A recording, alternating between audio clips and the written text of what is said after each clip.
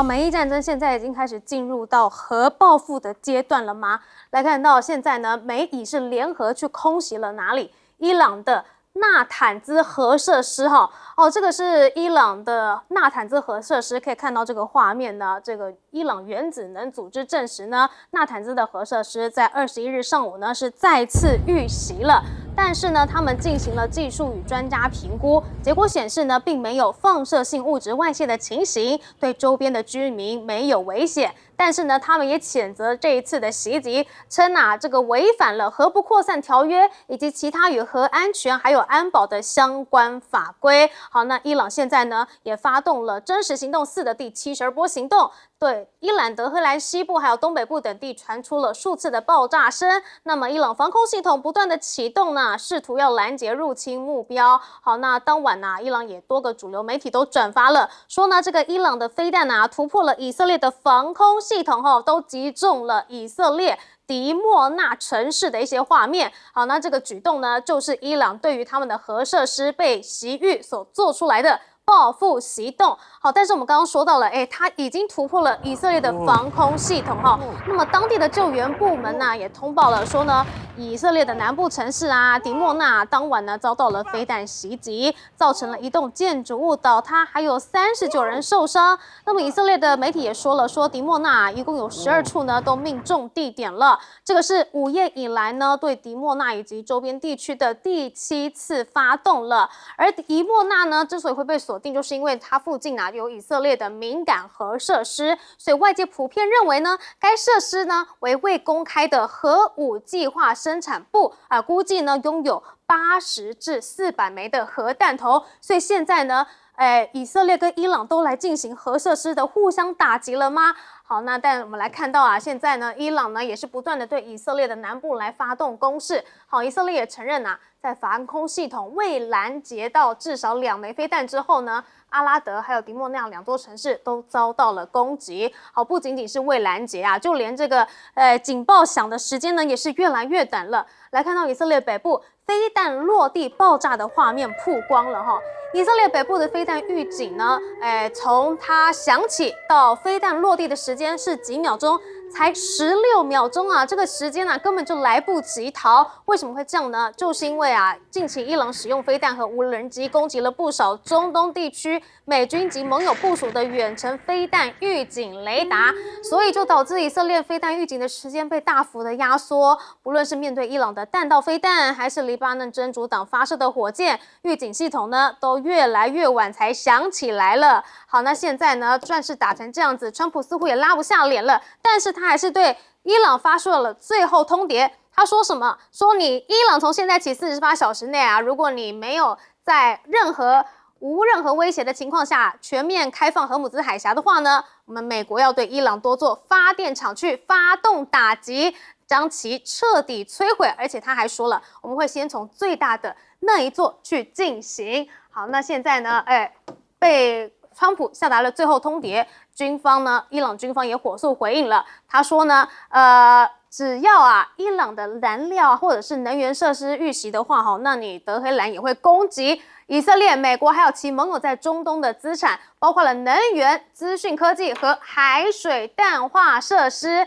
就是呢，你不要威胁我啦，因为我也有能力去攻击你的。好，那现在打到这样子美国内部也很想问你到底是在打什么？我们来看到就有一名美国大学生问，我是在餐厅打工的，那打伊朗对我有什么好处呢？来听。Hi, good evening. I'm a waiter at a local restaurant in Queens, a full-time college student who sleeps an average of 4 hours at night and is still thousands in debt. How is a war in a country half the world away, funded by the taxes pulled from my check, helping me in any way? The president's absolutely focused on what you're seeing day in and day out that's affecting your pocketbook. At the same time, as commander-in-chief, he has to weigh the risks and make the tough decisions, facing some hard truths. We cannot have a world with a genocidal terroristic regime that holds not only your generation but the next generation hostage with nuclear weapons. 观众朋友，你觉得他回答了什么呢？网友也想问啊，说呢，他一个问题全都没回答，因为他根本就答不了。他们嘴里全是战略啊、联盟。他的回答跟实际的问题有什么关系呢？确实，打伊朗到底对美国有什么好处？这是美国人想问的。但是呢，川普现在竟然还敢去下达最后通牒。但是伊朗真的是有在怕吗？我们请教介大使。像刚刚那个大学生问这个问题啊，现在美国越来越多的人在问这个问题了，就是说打伊朗，美国得到什么？对，是美国必须要付出的代价吗？那事实上，很多人也已经，美国的评论家还有美国政界人物也都给出了答案说，这场战争是因为川普上了内塔尼亚胡的当。那最近2天，那个美国前总统 Clinton 他也做了一个很长的一个演讲，他说内塔尼亚胡当总理后一直就在说服美国的总统跟他一起去打伊朗，可是历任美国总统没有一个上当，因为他觉得那个打伊朗是符合以色列的国家利益，不符合美国的利益。美国人要打仗必须要符合美国的国家利益，所以好几任的美国总统都没有被这个内塔尼亚胡牵着鼻子走。那现在这一次美国打这场仗，完全很多人就认为川普基本上完全被内塔尼亚胡牵着鼻子走，而且呢，他把以色列的利益当作美国国家的利益，这个并不是符合美国国家利益的一件事情。所以这位学生问了很简单的问题，你看美国驻联合国大使真的什么都没答，因为他这个学生讲的问题他答不出来嘛。对，而且这个学生问这个问题的时候，我想很多人心里也已经有了答案。对，为什么要打这场战争？而且现在问题就变成就是说，这场战争美国久战无功之下，你也不找一个下台阶，你现在的做法是什么呢？你现在就是把这场战争用升级的方法来得到解决吗？对，这样看起来也不太符合实际，因为以色列那个基本上到最后不只是美国要付出代价，要付出的代价基本上还有什么海湾这些产油国家要付代价。我刚刚讲欧盟要付出代价，然后石油跟天然气基本上被因为这样战争受影，全球靠石油跟天然气这个中东地区供给的这些国家跟地区也要付出代价。那川普到底是所谓何来了？那现在只有有人一个想法说，川普一直讲说，荷尔姆兹海峡被封锁，对我们美国影响极少。我们美国有的是石油，我们有的天然气，对不对？所以呢，封锁无常。那意思就是说，你美国不在乎，你要把大家都拖下水嘛。所以这个问题，我觉得现在不仅美国国内产生了一个质疑川普打这场战争的正当性，跟他符不符合美国的利益这样子的一个大的问题。其实世界各国也慢慢出来了，所以很多战略学者，我看这个美国很多战略学者就说，这个对美国在2次大战以来是对美国最损失最大的一次战争，因为它让所有人都变成输家，那么美国也没有办法赢。那现在最大的问题就变成，到底伊朗还有多少的这个回击的能力？可是呢，已经70几轮了。如果这个让打到100轮的话，现在战争显然是升级，而且也扩散了。因为美国自己过去也不打伊朗的这些关键民用基础设施。什么叫民用基础设施呢？发电厂，对不对？自来水厂、海水淡化厂，这些不是直接的军事设施，可是会影响这个国家民生会影响这个国家经济。他现在已经怕着打，那伊朗就说你打我的，我就打你的。虽然打不到美国的，把所有周围国家通通打掉，最后影响全世界。所以我觉得川普现在的问题是蛮严重的。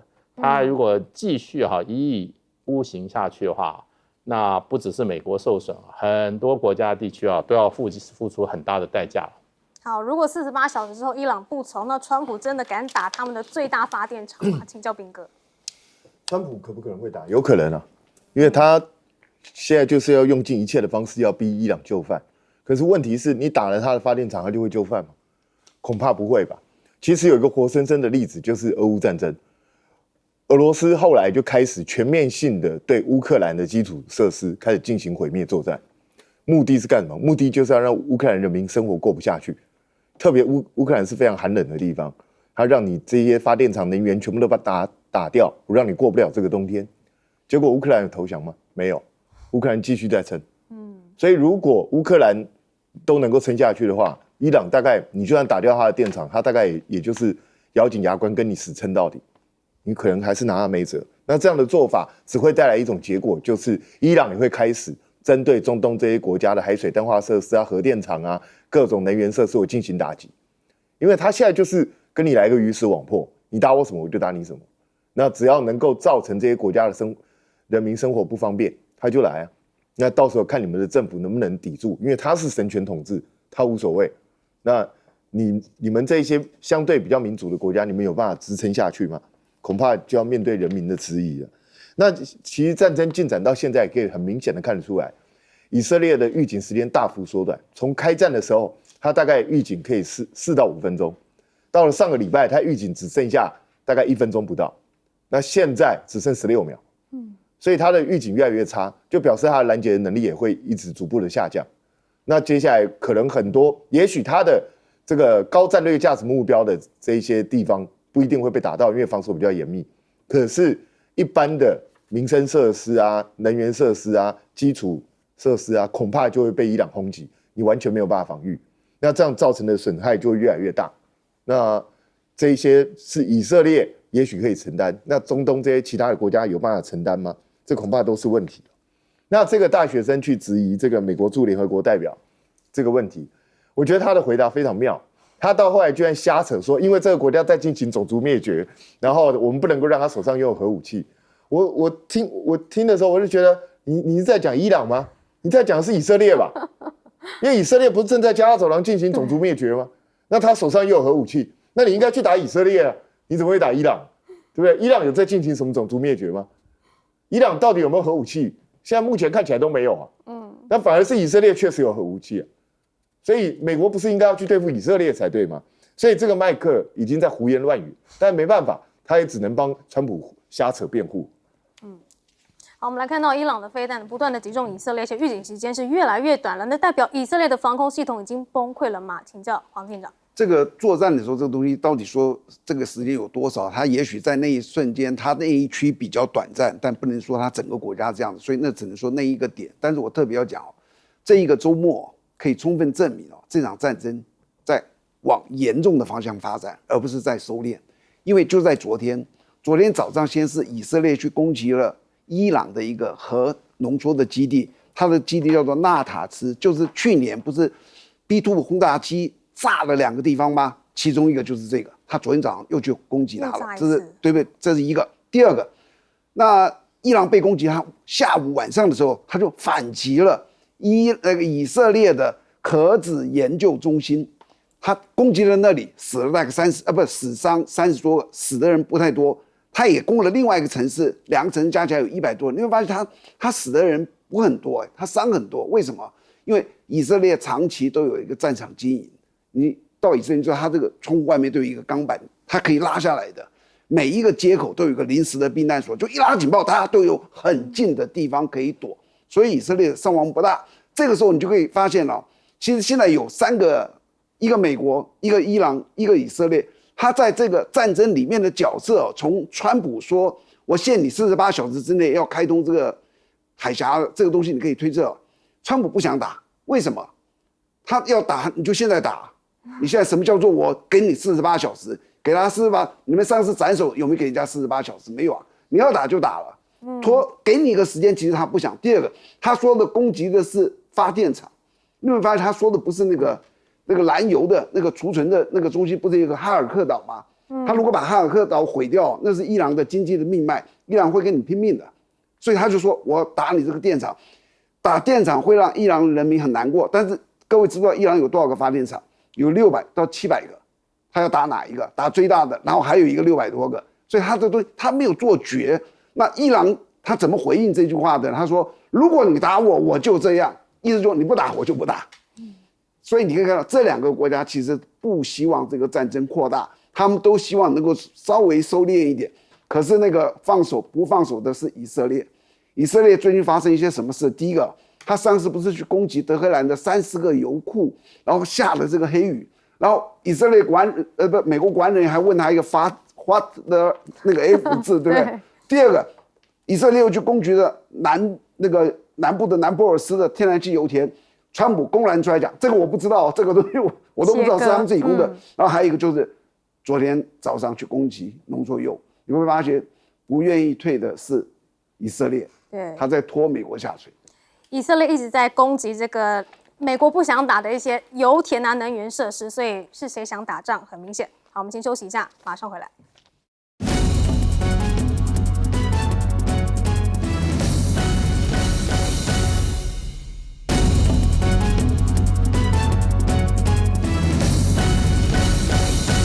这不再只是中东的局部冲突了，因为伊朗发射了4000公里远的这个射程的中程飞弹，直接宣布欧洲的各主要城市都在它的锁定范围之内。好，来看到呢，美媒就说呢，伊朗首次向距离4000公里的这个美军印度洋基地发射了中程飞弹，要锁定的就是在印度洋的迪亚哥加西里岛。不过啊，外界都普遍认为说，伊朗的飞弹射程就只有2000公里啊，这一次是怎么射到这么远的呢？好，伊朗就是疑似呢，利用太空发射技术，对这个迪哥加西里岛呢发动了远端打击，引发了全球的国防专家警觉。好，尽管呢官方宣称啊，这个飞弹射程上限是2000公里，但是德黑兰呢可能是利用其西摩格的运载火箭，然后将这个射程啊扩展至4000公里。好，那分析人士就警告了，这样子的做法呢，可能会降低它的精确度，但是呢，却扩大了整个战略的一个威胁区域。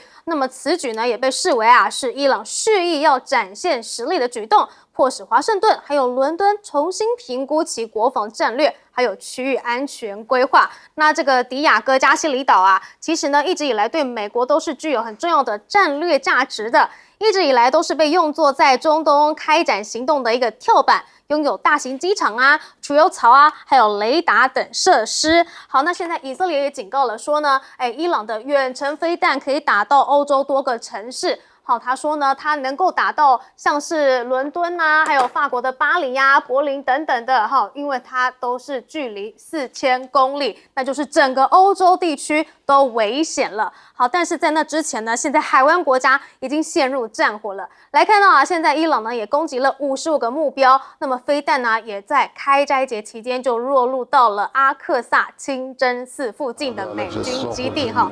来看到那个面临空袭的风险，还有战争持续的阴影之下呢，伊朗啊有数千名的穆斯林在21日是进行了开斋节的祷告。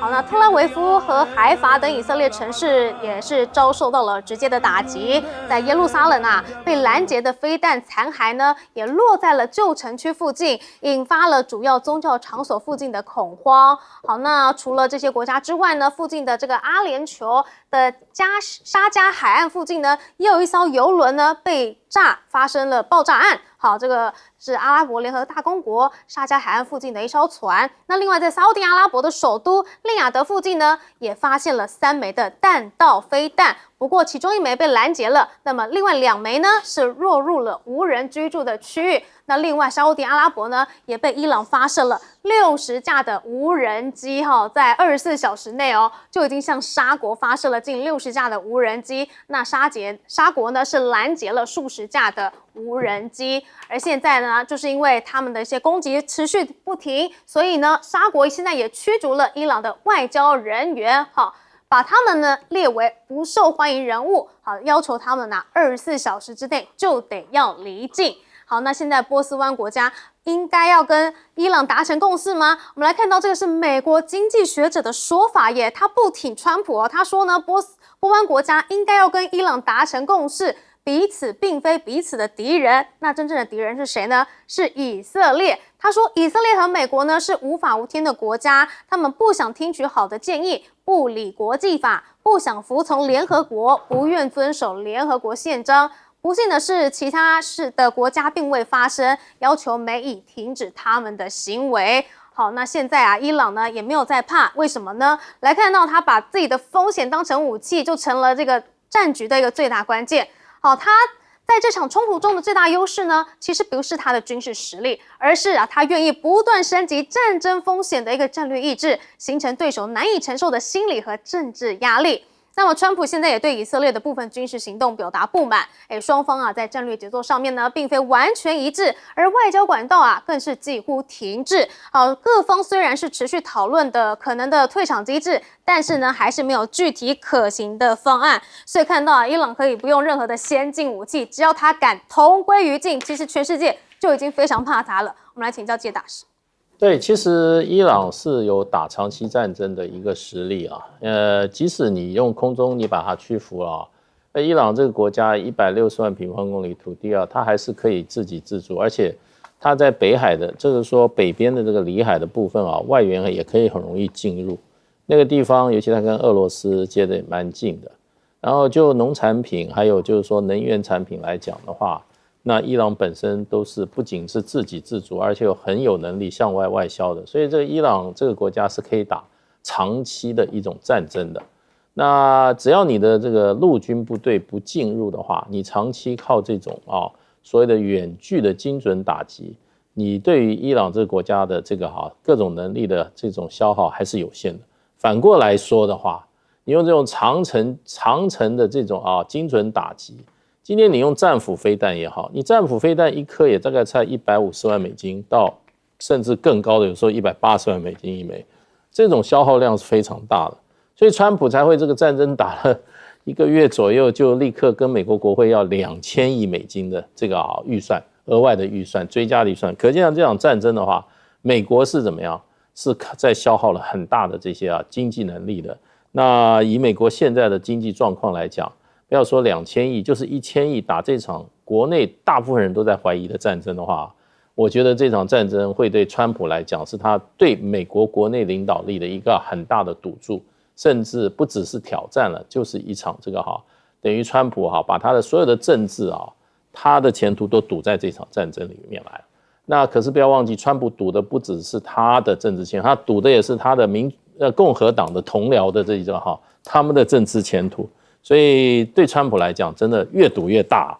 那什么时候要下桌，还是不断的这个加注这是纯乎川普一心之间。因为 Bloomberg 最近有一篇文章写得很有趣，他说美国川普美国应该要好好来检视一下川普跟他的这个内阁，他用的内阁叫顺从内阁，也就是说川普的内阁的人没有一个人可以跟川普讲不一样的话。如果讲了不一样的话的话，基本上可能就被川普赶出这个内阁了。所以美国这么多人才，这么多不同的这些专业的人士，可是到了川普面前都不管用，因为一切都看川普。那川普现在看起来是坐在赌桌上呢，下台了也不下来也不好。那现在他选择继续加码，可是呢，现在很多美国的这些战略学者，刚刚我们讲的萨克斯，还有最近这个米尔斯海默。那是这个现实派的这个国际关系的理论大师，他们一直都说，川普这一次是怎么讲？没有把美国的国家利益放在第一，而是把以色列的国家利益摆在第一。他认为这是川普最大的错误。好，而当伊朗把这个升级风险当成一个手段，可以看到他现在是比川普还要会玩心理战了吗？我们请教炳哥。对，现在伊朗证实他是有能力可以直接打到Diego Garcia 这个岛，那这个是美军重要的战略据点，所以当然会让美军可能有点忐忑不安，因为你不知道他什么时候会攻击你，那你是不是一定能防得住也不知道。那当然这个精度虽然会很差，但重点不是在于精度，重点是在于他是有能力的，那你就不得不去防范。那美国要花多少资源在这个防范上面？所以显然这个战争发展到现在，伊朗的很多动作其实都超出了美国人的意料之外。川普本来以为我只要干掉哈梅尼，就跟委内瑞拉一样你就投降就再见我就控制伊朗就他现在才知道，伊朗跟这个委内瑞拉完全不同，人家也不投降，人家继续在跟你对抗。那而且战争看起来越来越扩散，甚至有可能连欧洲本土都会被攻击。那在这种情况下，这个战争到底要如何结束？我发觉川普一开始把事情想得太天真，所以他完全没有去预料到，如果伊朗不投降的时候，他该怎么办？他没有去想过这件事。那所以现在伊朗就呈现这样一个状况，那这场战争到底要怎么结束？现在看起来，川普是没有备案，他没有 Plan B 啊。那这样你要继续这样消耗下去吗？你如果持续这样再消耗下去几个月，那请问一下，美国内部不会大乱吗？你自己有资源有能力这样子不断的在那边消耗吗？所以这个恐怕对川普来讲都是非常大的一个麻烦。可是伊朗他现在就是，反正我就是跟你鱼死网破，我就跟你死磕到底。那在这样死磕到底的情况下，你说周边这些国家他们能够怎么选择？你说像这个学者一样去跟伊朗和解，去跟美国对抗吗？他们不可能做这件事，因为他们自己也知道自己很多地方是依赖美国的。那所以他们现在就会做出这种驱逐大使啊，我就跟伊朗就是断交这样的一个状况。可是大家没有注意到吗？之前这些国家不是很生气吗？不是说我们要出联军，直接这个地面部队由我们来作战好了。然后讲了之后，怎么讲完之后就没消息？再来讲，他们的国家遭受损失，那敌人是伊朗很明确，你们应该就组成联军进攻伊朗啊，解决美国的心腹大患啊。可是他们也并没有这样做。所以你也可以看得出来，这些国家其实也是嘴炮，他们也不敢真的去打伊朗，因为他们也怕到最后麻烦会越来越大。所以只要你不发动地面作战，那这场战争显然伊朗就一直躲在乌龟壳里头，你就是打不到他的西村要害。那请问一下怎么结束呢？恐怕非常难以结束。尤其现在伊朗的飞弹又可能威胁到欧洲各国，那现在各国是不是更不想要跟这个战争画上边？所以北约会跟美国离得更远吗？我们请教黄进长。我觉得北约会离美国越来越远，因为大家越来越看出川普这个人的做事他是随心而至的，他不跟底下的专业的人先讨论。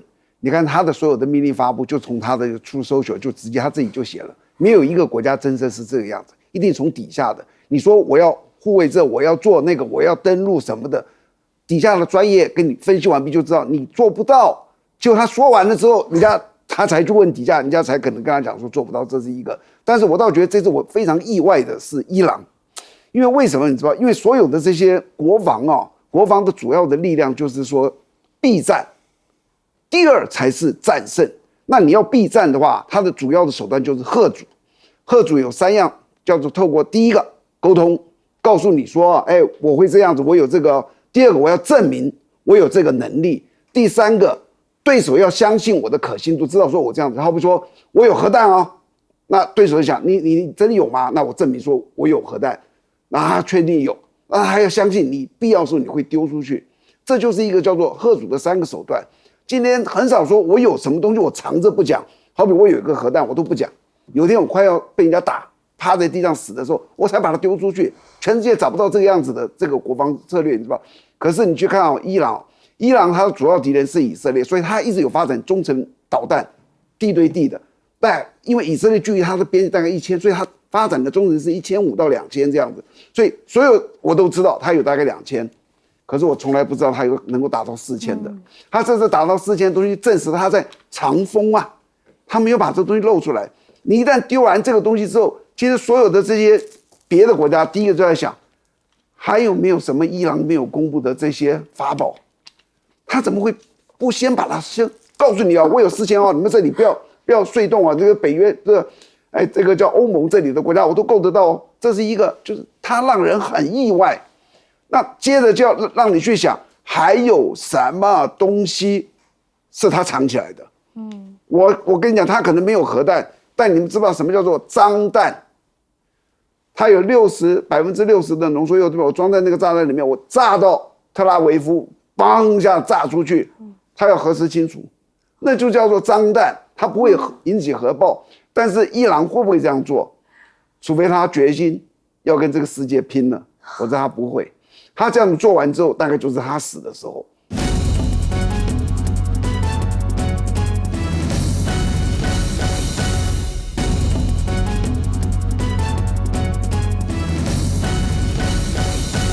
观众平安，欢迎收看 TBS 新闻大白话，我是王浅秋。首先介绍这一节加入我们讨论国际国内大白话的来宾，第一位是前国安会副秘书长杨永明老师。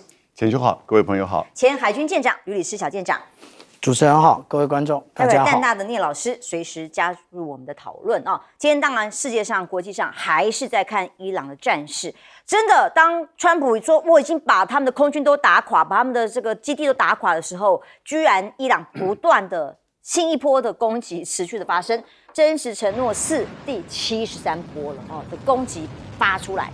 那么这个画面上看到的是伊朗用所谓的法塔赫还有卡德尔、伊马德这些飞弹无人机持续的对美军位在科威特的空军基地加以攻击，那么位在阿联酋的明哈德空军基地还有宰夫拉空军基地实施打击，也就是说这些是导弹，不再只有无人机，各种进一步的攻击持续进行当中，对于美以多处的军事设施加以反击，所以这第二波72波里面呢，甚至还打击了以色列跟美国海军的第5舰队。所以伊朗表示，现在我们的战事正在升级，升级以后的伊朗本土攻防系统会在未来创造更多的战果。我相信川普一定觉得不敢相信，他觉得怎么会？不是应该要把他们打垮打趴，已经这种轰炸到所有遍地开花的情况之下，怎么还可以有这么多的反击能力呢？几乎把军事设施不是都摧毁了吗？结果美国媒体 Bloomberg 公布的消息是，自从美伊冲突爆发以来，已经有至少16架的美国军用飞机被摧毁，包括了10架被敌方火力击中的死神无人机，那还有6架在袭击或事故严重损伤的飞机，其中当然最瞩目绝对是 F-35 不是神级的存在吗？这个隐形战机居然能够被打到，那么伊朗的部队发生什么事？专家分析，这个是大陆的军事专家魏东旭分析的，他认为这2种可能，一种是用守株待兔的方式等在那里做重点的伏击，或者是真的已经摸清楚了这个套路，把这个军机飞行的路线可以完全的掌握跟规律，就加以伏击。这对于伊朗来讲，当然是让美国吓一大跳的一个做法哦。美国攻击伊朗的做法，还有以色列攻击的做法，是现在已经杀红眼，连这个军事设施、能源设施都在攻击的情况之下，居然这个叫打地鼠措施。CNN 发现，美国跟以色列的空袭呢，尽管可以摧毁至少已经70%了伊朗的地下飞弹城，看到那个钻地弹5000磅都已经出动了。结果呢，进到隧道入口，伊朗却只要花48个小时就能修复。已经有证据显示，伊朗人正在挖掘以进入地下的这个军工库、地下工厂，让空袭就好像打地鼠一样，很难收到效果。所谓打地鼠是怎么样？有钻出来的这个地鼠打下去，以为打到了吗？没有，它到底下去有其他更多的措施，更多的地鼠在底下，所以显然是没有达到实质摧毁的效果。所以美国说伊朗作战能力持续下降啊，川普说我已经把他们空军都灭了，没有那个能力。结果呢，直接持续的被打脸。美国媒体报道，目前伊朗仍然保有每天发射数十枚的弹道飞弹跟更多的无人机，甚至相比于10天以前，伊朗最近几天所发射的飞弹数量反而更多。你看刚刚我们看到的画面，所以伊朗的官宣宣布这个导弹工业将获得满分。这叫什么？伊朗伊斯兰革命卫队公布的，在战争状态下，伊朗也能够生产飞弹。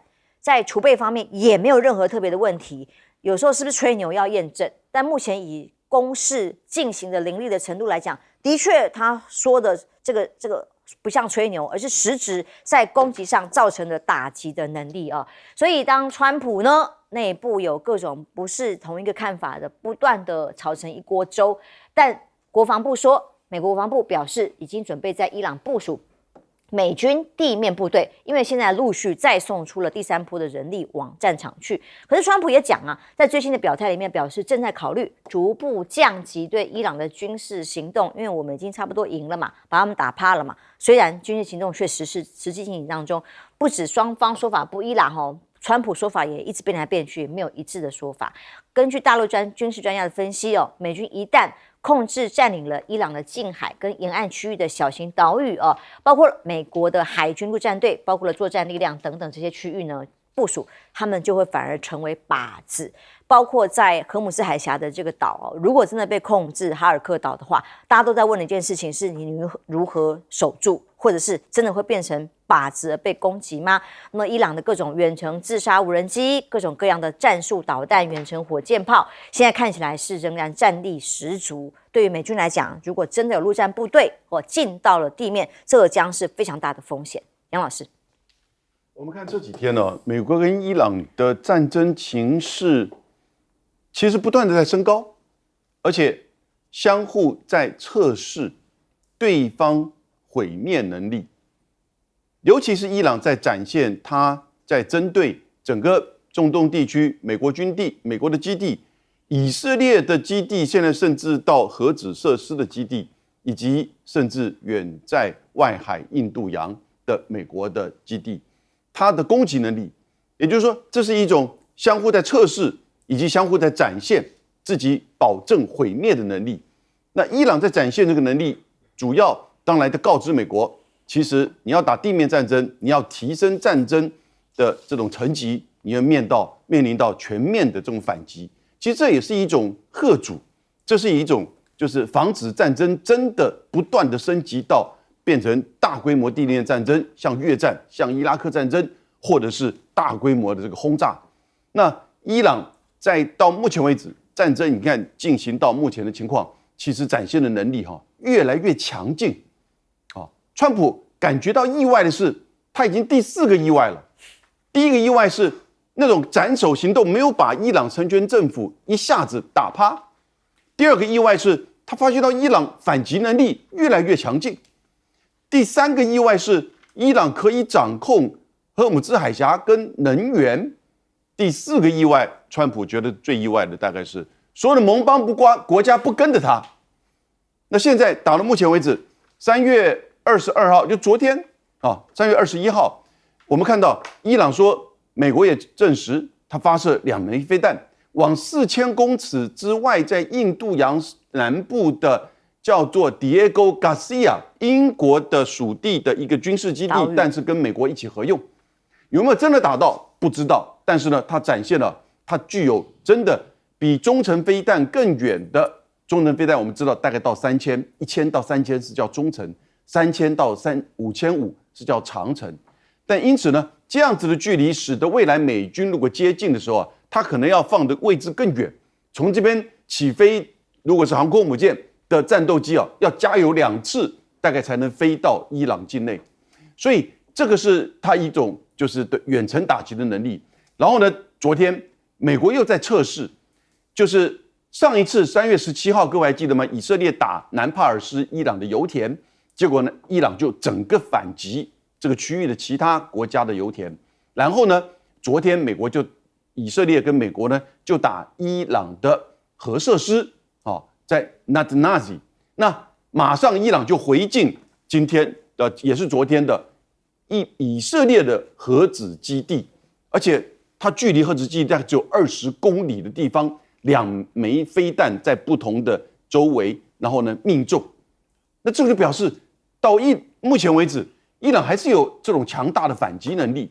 那今天早上台北时间7点44分，川普就下了最后通牒了，48个小时之内，如果你再不退，我就要打你哪里？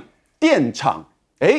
所以美国不断的在测试你的这个所谓的油田，然后呢，昨天是核子设施，今天呢，他威胁48小时，你再不退，我们就要打电厂。当然，很快的，伊朗怎么回应呢？伊朗说，如果你敢打，我就打所有的能源设施，还有海水淡化设施。所以大家看不断的在放话、测试以及在升级。可是呢，这个升级是有限度，而且是看你的回应、你的打击的对象，我才予以升级。其实它也是一种就是你可以说它可能是不断的在升级，但它其实也是一种什么？展现我毁灭你的能力，以避免你把真的战争情势升高。那现在就面临川普的选择，当然没有人会相信川普真的48小时之后一定会打伊朗的电厂，但也有可能呢，48小时之后。海军陆战队来自于冲绳的海军陆战队大概就定位，但可能大概不敢太靠近，因为那是2栖攻击舰。就昨天的2枚的中程弹道飞弹就显现出美国的这些2栖攻击舰航空母舰就要放得比较远的位置，这就会增加它在战术上攻击上的这个困难度。因此呢，就会使得你在任何的所谓夺岛或者是占领荷姆兹海峡，甚至你去夺取伊朗的浓缩铀的这些作为啊，困难度就会加大。因为伊朗在地缘上其实有很大的这个优势，也就是它基本上相对于伊拉克是一片平原，都是沙漠，伊朗呢全部都是高原，甚至是高山重谷。所以这个战争呢，现在为止还不要太悲观，因为呢，相互的在测试对方的底线，看起来战争其实是在升高，可是呢，相互保证毁灭的这种情况啊，也使得彼此懂得克制。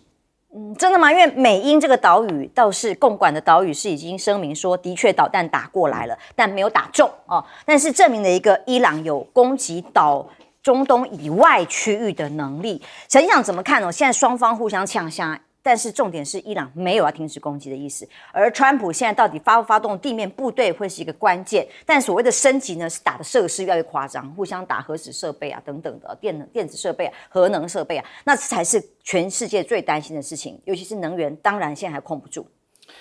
讲到迪亚哥加西亚岛啊，那等一会儿我们在第3部分的时候会讲得更清楚。那不过呢，如果已经被标准3型拦截，那就表示美国对于迪亚哥加西亚岛实际上是有防备的，也就是他对于伊朗的飞弹到底可以打多远，他自己是没有把握的。为什么这么说呢？因为我们之前所看到的这个霍拉姆沙赫尔的这一颗飞弹，它告诉我们的是多少？它告诉我们是可以打到2000公里。那这一个距离呢？那其实距离迪亚哥加西亚岛还很远啊。那但是它的更重要的是它的弹头的重量。那它的弹头的重量可以到达1.5吨。那这个是是不是可以威胁到我们讲到说未来的美军部队一个重要性啊？但是呢它的弹道飞弹还没有使用，我们已经看到它的地面的各型武器啊。那我们台湾现在很多的军事网站都在讨论这几张的照片啊。奇怪了，为什么当美军被打下来的时候你们就不相信，然后当这一个解放军在军演的时候你们拍的照片就很兴奋呢？那有些人说，哎呀，为什么这个只看到F-35的这个尾焰，可是没有看到这一个飞弹的尾焰呢？我给大家一个解释啊，因为其实它这个都是放大再放大的照片，所以但是它这个热量非常高，那你可以看得很清楚。那如果飞弹的话呢，因为飞弹比较近，那这个距离我的飞弹比较近的时候，它的那个热那个喷射出来之后，很快的它就会慢慢的降温，所以我们看到空中，对，那它这个是所以它后面才会融成一体的感觉。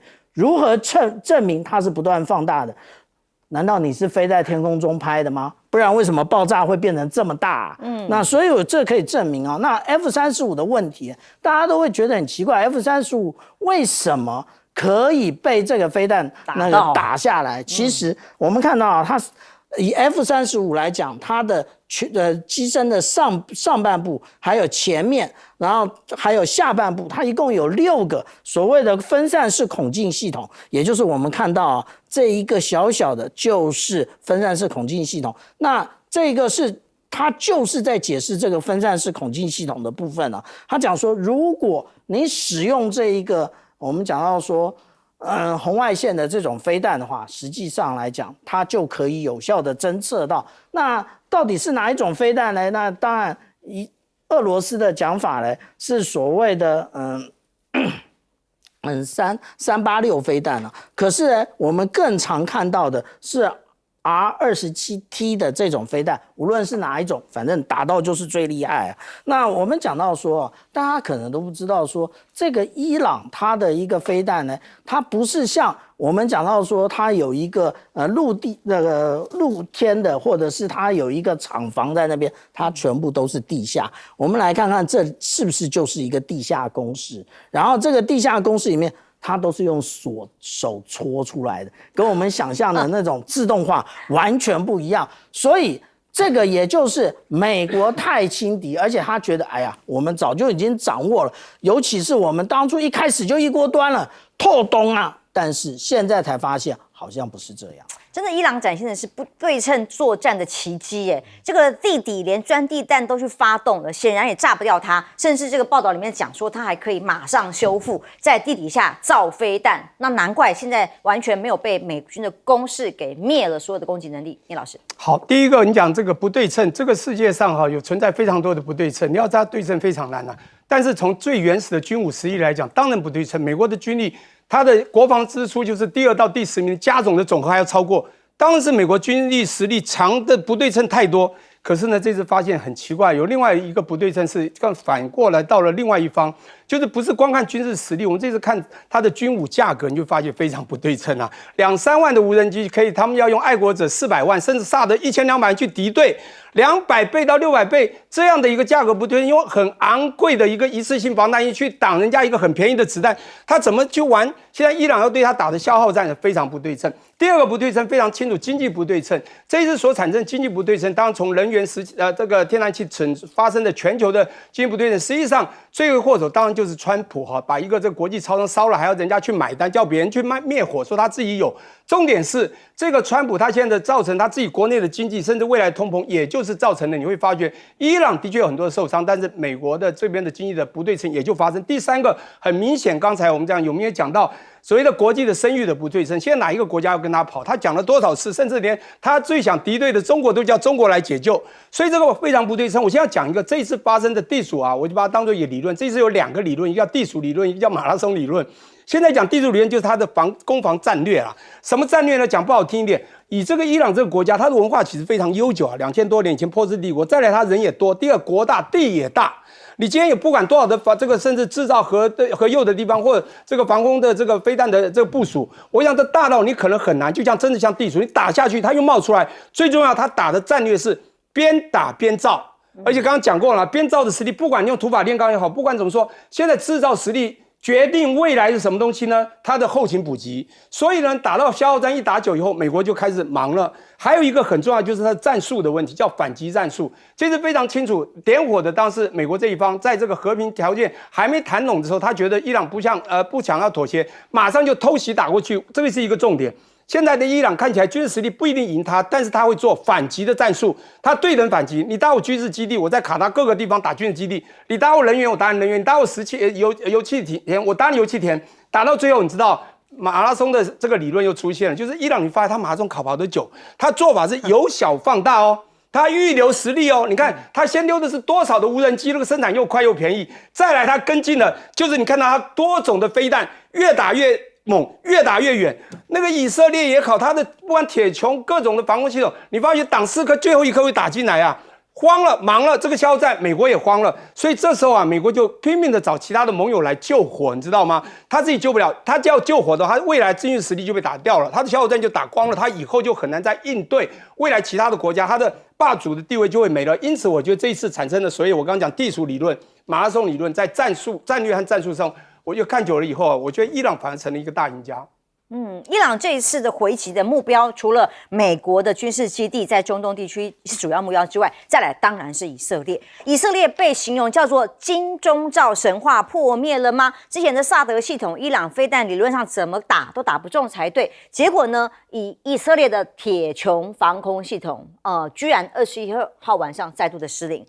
画面里面看到了伊朗飞弹先后重创以色列南部的城镇迪莫纳还有阿拉德，造成了超过100人受伤哦。而遭袭击的迪莫纳正是外界传言以色列的核子设施所在地。哇，跟核武的设施只差了13公里，被打中这个地方，伊朗的飞弹突破防线，造成百伤的一瞬间，包括住宅区都发生了巨大的爆炸跟火光，玻璃碎裂的声响。以色列承认拦截飞弹失败。发言人呢，甚至说，防空系统虽然启动，但实在是来不及把这个飞弹打下来。尽管这些飞弹并非特殊或者不常见的型号，但就是拦不住。这是以色列再次有2次拦截导弹失败的记录。伊朗宣布战争进入了新阶段。他说，如果以色列在高度防护的迪莫纳区域都没有办法拦截的话，那么还有在作战上空，已经意味着战斗进入新阶段。伊朗的这个议会议长公开的讲，以色列的天空无防御可言了吗？包括以色列北部这个导弹，我们看到画面哦，预警到有飞弹来了，结果到落地的时间居然只有16秒。这个是以色列大部分的讯息封锁，这一份的14频道放出来的画面监控显示，以色列发动了警报，他知道飞弹来了，但是呢，落地响起警报到落地的时间是16秒，那么显然还是拦不住，炸了当地的远端导弹、预警导、雷达等等的时间被大幅的压缩反应的时间，所以呢，纳坦雅胡也首度的承认，对于未来的战争而言，这是一个非常艰难的夜晚。我们正在现场增派更多的紧急救援人员，还有资源，各战线将持续打击我们的敌人，誓言要反击，因为以色列核研究中心被攻击距离这么近，哇！对于纳坦雅胡来讲，这件事情多么严重，其实全世界都吓坏了。你们互相打核设施，世界还要活吗？包括伊朗、以色列互轰的核设施所在这个百商原子能总署呼吁，拜托，大家要克制。这场冲突已经进入了互相锁定核相关设施的报复升级阶段。国际原子能总署的署长葛罗西说，各方应该展现最大的程度军事克制，特别在核设施附近包括伊朗宣布击中以色列的 F-16战机，那么以色列承认遭导弹击落，过去都讲说他们互撞都不承认的。这一次是公开由以色列国防部承认，这一架空军战机在伊朗领空执行任务期间，遭到一枚地对空的导弹袭击，战机没有受损，任务按计划完成，所以是打到了，但是没有打掉下来吗？那么伊朗的战事分析里面，包括了以色列顶级的伊朗专家都说，伊朗对以色列的打击凸显了一个明确而且一致的模式，就是升级是通过有意的信号来控制的，它不是随机报复。看起来这个战略政策非常的清楚，它是结构化的威慑，旨在塑造行为施加成本。也就是说，现在以色列早就被攻击的方式不是像川普以为那种狂轰乱炸的模式，它是有战略性的目标。甚至在以色列内部产生的压力是这样的，也有民众站出来抗议了，街头上出现了反对以色列攻击伊朗的这样的军事打击的声音。他表示，这场战争是不正确的、不正义的，战争无法解决任何问题，只会让更多无辜的人被杀害。随着以色列可能越来越多被攻击到的民众、民宅，还有生命的丧失，到底这个正当性要让战争维持多久？以色列都已经产生不同的声音了。同时，因为以色列的攻击的目标还扩大，包括了黎巴嫩南部的医疗设备遭到以色列轰炸。黎巴嫩的医护人员跟官员指控，以色列这个行为已经非常系统性的往黎巴嫩南部医疗工作者设施为目标，非常残酷的双重打击，除了100万民众流离失所之外，更是让这个地区变得无法居住，是违反各种人道跟战争罪的要求范围的。杨老师，陈秋阳，这个战争真的是一个非法的战争，而且是一个侵略的战争。那内塔尼亚胡加上川普我们都看到，他们连续的从去年到今年对伊朗，不要忘记还对加沙造成了超过7万人死亡的大规模屠杀。可是，在目前为止，我必须要讲，我们看到现在，其实伊朗的反击通常都是在美国跟以色列提高攻击的层次跟目标之后，伊朗才反击你的主要的目标，而且也反击到展现出它也具有毁灭你，而且造成你重大损失的能力。你看，从以色列跟美国开始在打斩首，然后呢，造成整个伊朗境内的大量的轰炸。美国的中部司令总部自己公布，在前天，他在过去这个到前天为止，总共出动了6500架次的飞机，大概打了7000个目标，然后呢，炸毁了1000艘伊朗的船只。这只是美国，还不讲以色列，一定是更多。但是呢，美国跟以色列发现到，这个不能够让伊朗屈服，然后呢，再一波的这个斩首他们的高层也没有办法，然后怎么办呢？就开始在打天然气南帕尔斯设施、民生设施，伊朗就开始在回应。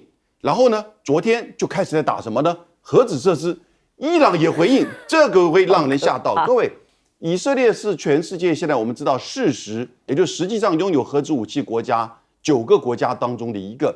中美英法俄，然后呢，北韩、巴基斯坦印度以及以色列。以色列是唯一没有核子试爆的国家。可是大概在1980年代中期，全世界都知道以色列有核子武器，多少呢？至少60枚核子弹头，而且它拥有陆基、海基以及空基空中发射的这个能力。那它为什么不做测试呢？因为它自己也签了核不扩散条约。可是全世界都知道以色列有核子武器。这个战争打到后面，我们看到包含川普的一些官员做最坏的预测，就是以色列会不会使用核子武器。现在他的核子设施被打了那当然这个是伊朗回应你打伊朗的核子设施那因为你打伊朗核子设施可能会造成一些核扩散等等之类的问题。那现在川普就下了最后通牒，我要打你的电厂各位，这个你现在看到，你打电厂，伊朗就回应你，我要打你海水淡化设施，因为包含从伊拉克到沙特阿拉伯，海水淡化几乎这些国家的命脉，50%到70%他们的水源是来自于海水淡化设施。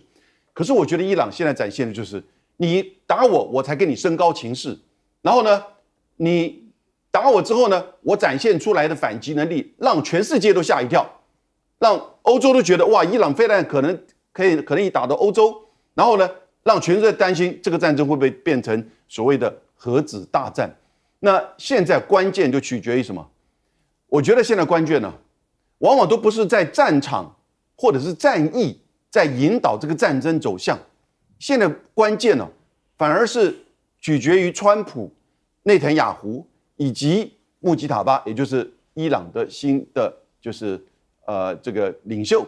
可是他们也受制于他们自己本身的内阁本身的内部的情势，以及战争的走向，以及战争的走向似乎在真的走向一步一步的在加剧，然后呢再变得更为严重。所以我是觉得现在必须要全球要跳出来要警告，就是说这个中东地区战争一定要有所控制。可是呢，谁能够警告内塔尼亚胡？谁能够警告伊朗的穆吉塔巴？谁能够警告最重要川普？我觉得这三个人尤其当然是川普跟这个内塔尼亚胡这个基本上已经是哥俩好，那造成整个中东的这种动荡。那他是说未来48小时，可是好的就是川普也在他的推文当中说，这个战争会逐步的降低，似乎川普在找出路。可是内塔尼亚胡会允许他离开吗？穆吉塔巴伊朗会允许他离开吗？这是很大的问题。川普想他口也不是第一次了啦，他一直想他口，但那个大腿是被纳坦雅胡被以色列给拉住，不可以走的。小舰长，当我们战争的决策是一个理性决策的时候，大家还觉得可控。如果开始互轰核子设施，还得了？现在尤其在伊朗已经变成一个所谓的圣战模式，但是它在各种的部署跟攻击战略上是看起来是有战略跟策略的，这才是大家最害怕的地方。人家一直认为2月28号伊朗的高层被一锅端之后呢，这时候伊朗应该就失去领导中心了。那个时候他们很快的就进入了一个去中心化的直管。可是大家不觉得奇怪吗？他可以这样回应，代表什么？代表他在去中心化之后，他又不断的建立新中心，那新的中心不断的会下达新的指导，而且这个指导呢是受控而且有序的，也就是刚刚杨老师所讲到的，你打我什么，我就回应你什么。然后呢，他也不会一次倾巢而出，他也会量入为出。那这一个量入为出，到底还要出多少？这个才是美国背后有多少？对，这是让大家觉得害怕的地方。这是美国跟以色列最头痛的。大家对于这个铁穹一直有一个误解。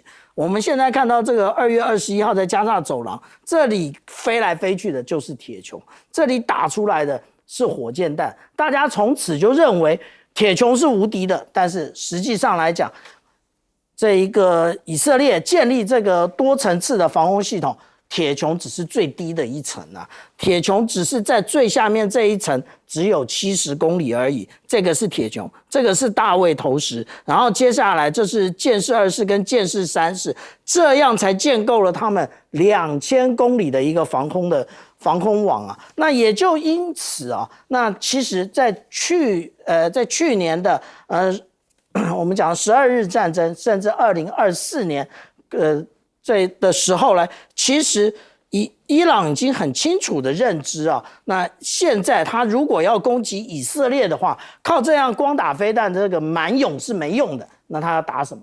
我就打你的眼睛，让你没办法目获。我们现在看的这一条线啊，就是美国从海湾国家这边一连串建构的这一个雷达网，我就把你这些雷达全部打掉。所以我们刚刚看到为什么那个预警就是响警报到被命中啊，只有短短的16秒，原因也就在此啊。那接下来我们看到说，有关于以色列到底有没有核武这件事情谁最清楚？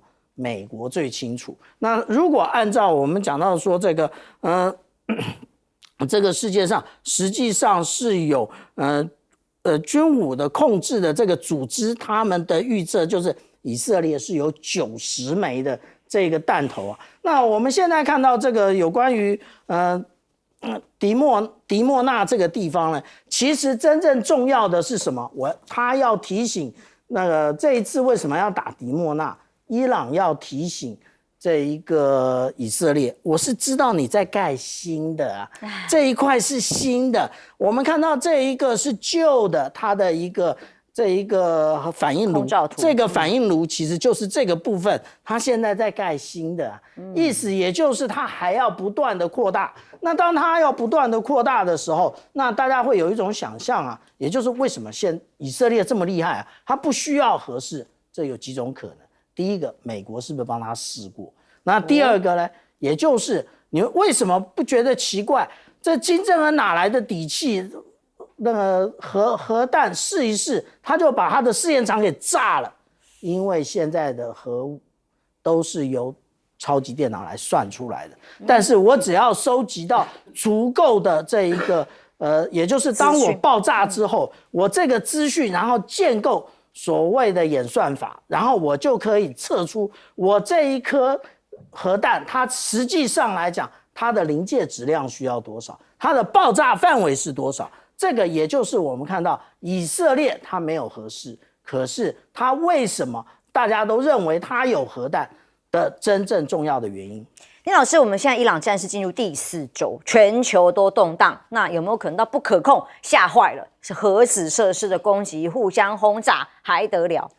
有没有可能？这个我们在经济学里面很清楚啊，我们得到一个结论，一定要先based on some assumptions， 要一些假设。这些假设呢，就要看很多东西可能发生的情况。现在呢，当然这是国与国之间的这个对峙，那包括以色列后面还有美国，美国先点了这把火，但以美最后会不会因为他口讲川普他口而稍微收缩，会决定未来的命运，以及现在其他的国家，不管是美日英德法意核啊，大概有7个国家，甚至要联合去护航，是不是会真的去做？而这个做的时候，他会施以善意给伊朗等等的，而造成伊朗愿意拿到他的部分想要，而决定慢慢停止，这是有可能。但是以现在一直在讲反击、反击再反击，那非常困难呐。我先讲一下金钟罩铁布衫，从以前看武侠小说就知道。可是你知道铁穹多少钱啊？它是整套的防空系统，5000万到1亿美金，台币11亿到30亿，哇，这是非常贵啊！这个以色列这么贵的昂贵的东西，我刚刚讲了那么昂贵的军武就被打掉了，这非常不对称。重点来了，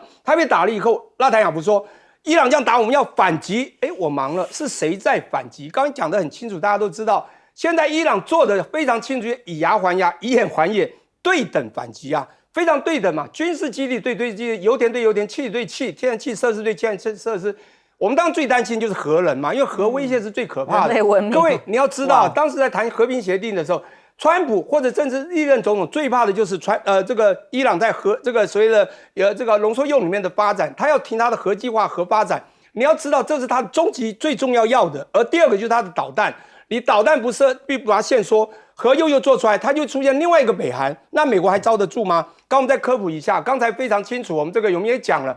世界就是8+1嘛，那当然梅事报的这个以色列是其中一个，另外就是这个联合国理事国的这我们都知道这个美英法中俄，以及就是巴基斯坦这个印度，还有就是北韩。那今天再多一个伊朗，讲不好听点，他们讲的这个邪恶轴心 CRINX 这个 China、Russia 这个 Iran and North Korea 对美国的威胁有多大？他有拿到他要达到的这个限他的导弹以及让他最后去化吗？没有。所以川普彻底输了，可是他还不断的喊赢，所以我一直在想，川普的赢的 definition 定义在哪里？这是非常奇怪的。不过我现在要讲一下，当然刚刚也提到，伊朗这次站下来，我觉得他还会延续下去，原因除非对方真的收缩。你知道他就是去中心化，为什么去中心化？非常清楚，他们是非常的有民主精神，以及加上神权精神结合在一起了。你现在把哈米尼灭掉，你灭他的父母，但是他父母在谁？是在背后那个这个附身的那个叫真主啊。他的意思上真主，他去中心化、区分中心化到任何一个可以领导到他这个附身的这个真主上，因此他领导人去化了。我最后讲一个就非常清楚，核这个威胁真的很严重。刚开始是美怕伊朗制核，现在呢你去吹人家核，他现在回来打你的核，而现在伊朗他们开始担心，以色列他们却担心伊朗却去打他们的核，这样的一个issue，当然世界上很多人会紧张了。核这个又的战争一打下去不得了，这个世界啊。我们不要说毁灭啊，这个1/几毁灭都有可能，因此我觉得国际间还是要节制了啊。